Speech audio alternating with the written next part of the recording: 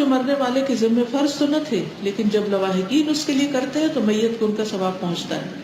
ایسے اعمال درج ذیل ہیں. میت کے لیے بخشش کی دعا کرنا.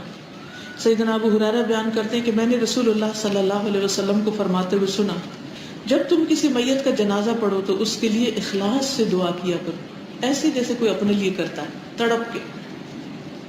سیدنا عثمان بن عفان سے مروی ہے کہ نبی کریم صلی اللہ علیہ وسلم جب میت کو دفن کر کے فارغ ہو جاتے تو قبر پر رکتے اور فرماتے، بھائی اپنے بھائی کے لیے استغفار کرو.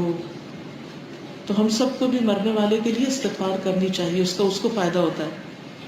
میت کی بخشش کی دعائیں الگ کارڈ پر، کاغذوں وغیرہ پر دستیاب ہوتی ہیں. اگر زبانی یاد نہ ہو تو دیکھ کے پڑھی جا سکتی ہیں. میت کی طرف سے صدقہ کرنا. سیدہ عائشہ سے روایت ہے، ایک آدمی نے نبی صلی اللہ علیہ وسلم سے پوچھا کہ میری والدہ اچانک فوت ہو گئی، میرا خیال ہے کہ اگر انہیں بات کرنے کا موقع ملتا تو وہ ضرور صدقہ کرتی، اگر میں ان کی طرف سے صدقہ کروں تو کیا انہیں اجر ملے گا؟ آپ نے فرمایا ہاں. سیدنا سعد بن عبادہ کہتے ہیں، میں نے کہا اے اللہ کے رسول، میری والدہ فوت ہو گئی ہے تو کیا میں ان کی طرف سے صدقہ کروں؟ آپ نے فرمایا ہاں.